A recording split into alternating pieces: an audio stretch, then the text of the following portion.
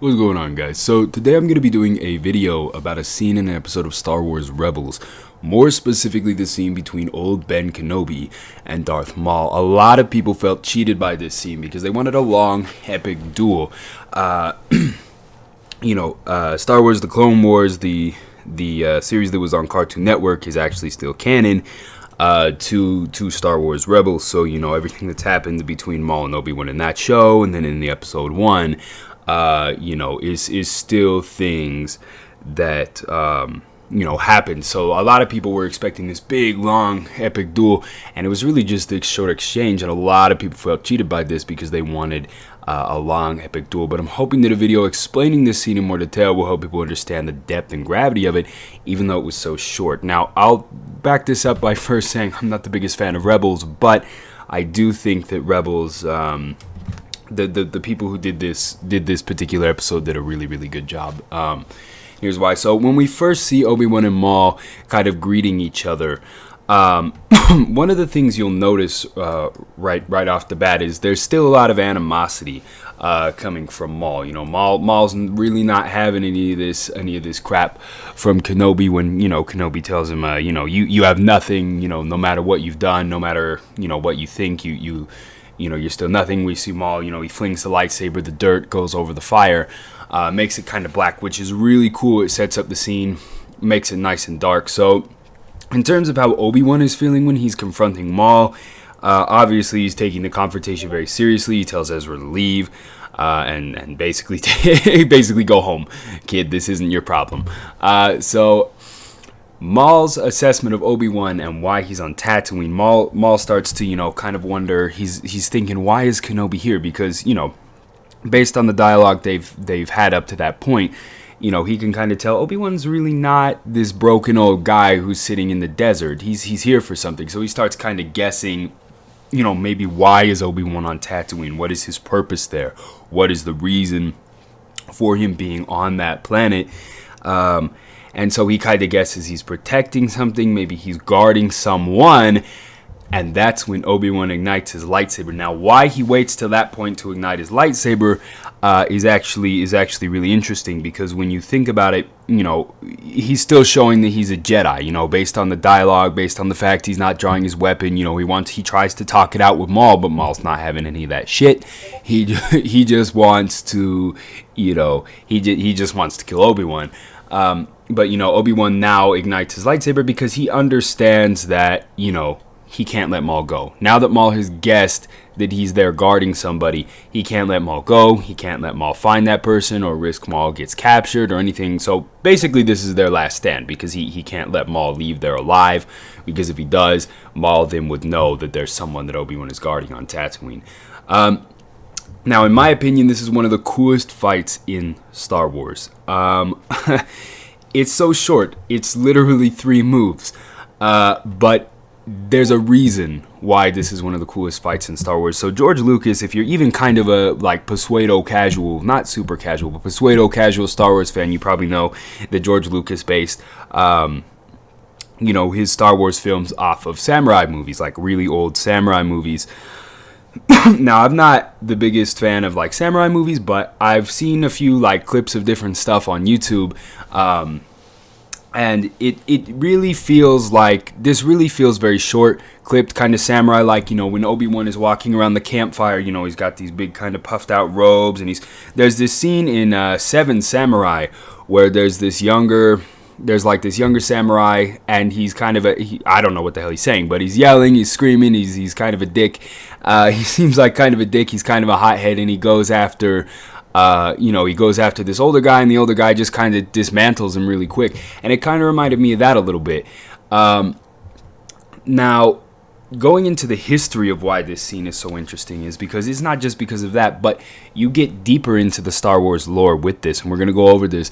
There's 3 stances that Obi-Wan does, because this is a very mental battle. These guys are really thinking about their moves. This is not the prequels, and I'm not ripping on the prequels choreography. It was great, but this is not the prequels where they're just flailing their lightsabers around at each other. No, this was really well thought out, all 3 of these moves, and the reason why. So in the first stance, you see Obi-Wan do kind of an over the head, over the back of the head with the lightsaber thing.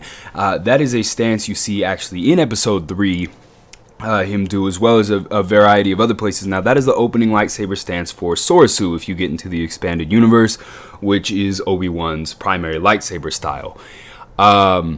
However, he's fought Maul a bunch of times. Maul kind of knows this. Soresu is very defensive style. It's, you only defend yourself. You don't really go on the attack or anything else like that. So it's going to lead to kind of a prolonged confrontation. Obi-Wan doesn't want that. So you see him do a second one where he kind of puts the lightsaber out in front of himself. That is the opening stance for Shicho, which is Form 1. This is really interesting because, Obi-Wan has been said in, I believe it was the Revenge of the Sith novelization, to be proficient in Shicho because he used it to open up against Count Dooku with Anakin. But he didn't, but he's not really a master of it. And then he switches to the final thing, which is where he kind of baseball bats up his lightsaber by his head. This is the really important one, and this is where it actually gets really, really cool, because they're not just taking lightsaber stances and applying them to this. So it's not like they just, oh yeah, lightsaber stances, we're going to throw them in there. No, this is really relevant because Qui-Gon was an Ataru user, which is Form 4, which is the baseball bat stance thing. And the reason this is so cool is because Maul killed Qui-Gon. We actually see Qui-Gon do this when he fights Maul. We see Yoda do it later, who's also primarily a Form 4 user. And the fight itself breaks this down even better, because the shortness of the battle is because, like I said earlier, they're just really all thinking it out, and that really goes to show, Obi-Wan takes his stance, Maul backs off, he takes his stance, Obi-Wan switches, Maul switches, and then he goes into Ataru, and he kind of settles there, and Maul can tell, so he goes in, and the choreography is where it gets really good. He goes left, right, and then middle, which is, if you go watch episode 1, that is the exact same sequence of movement Darth Maul used to kill Qui-Gon Jinn. He went down and to the left, he went right with the right-handed blade, and then he hit him in the face with the middle of the bar, which disoriented him, and then he stabbed him. That's exactly what Maul does in this scene. He goes left, he goes right, then he goes for the middle, but Obi-Wan already knows he's gonna go for the middle, so he cuts the lightsaber in half and kills Darth Maul. Now, this is really interesting because it kind of goes back to what Maul says earlier in their confrontation about Obi-Wan, kind of being in squalor and how, and festering, and how Obi-Wan says he's risen above. That's kind of the difference between the direction Maul has taken with his life and the direction Obi-Wan has taken. With Obi-Wan, he's managed to move on. He's moved on. He doesn't care anymore. He's doing different things with his life. He's guarding Luke. I'm sure he cares, but he's been able to move on. He's been able to look back at his past and deal with the things that have happened. Maul is not. He's still chasing these ghosts. He's still chasing Obi-Wan down, trying to get revenge. He's still trying to chase the Sith down and get revenge. All these different things, all these different people he's trying to get revenge on. So he's still completely obsessed, and it's caused him to, fester and kind of not be what he once was, whereas Obi-Wan has kind of risen above. So that's also really cool, kind of metaphoric crap right there. The other thing that I think is really interesting is it kind of implies that maybe Maul doesn't even remember that that's the sequence he uses against Qui-Gon. Because it seems like kind of an obvious bait. So maybe Obi-Wan remembers that because, he's had to sit there behind that gate wide-eyed watching as his master was struck down, and Darth Maul, maybe he doesn't even remember. I'm sure he remembers killing Qui-Gon, but does he remember that's the exact sequence? Maybe he doesn't. You don't really even know. But Obi-Wan didn't forget. Now, post-fight, we get a very shocked Darth Maul. Right after the fight, he looks very shocked. He looks like, holy shit, I just got cut in half. Well, not cut in half, but cut up the middle. Now, the pre-fight conversation was kind of short, but, the Maul asks if it's the chosen one that he's guarding, and you kind of see a lack of hatred from Maul, and I think maybe that's just because he knows it's over. He understands that it's done. He's not getting out. There's no more need for any of that crap. He asks if it's the chosen one. Now, this is another really interesting part. Is Obi-Wan he says it is, But we know from pretty much everything that Darth Vader is the chosen one, not Luke Skywalker. So it's interesting because we know Maul is referring to the person that Obi-Wan is guarding, but maybe from Obi-Wan's perspective, he's thinking about Anakin. Is he the chosen one? It's or is it the chosen one? It is. I mean, it's the chosen one that kind of ruined everything, and that's really an interesting contrast in comparison when you think about Darth Maul. And this is why I think Obi-Wan looks so sad, or one of the reasons at the end of this scene is because this is the closure of his life. Like, he was this general, he was this war hero, he was this, revered peacekeeper, negotiator guy, and, now he's some guy in the middle of the desert, and it kind of sucks. It kind of sucks. Like, everyone he knows and loves is dead. His best friend betrayed him and killed them all. So maybe for him, maybe the whole like saying it is, maybe he is saying it's Anakin, because from his perspective, it is, and from a certain point of view, it is Anakin that he's feeling and thinking about in that particular scene, and that's really cool. The ambiguity of the dialogue.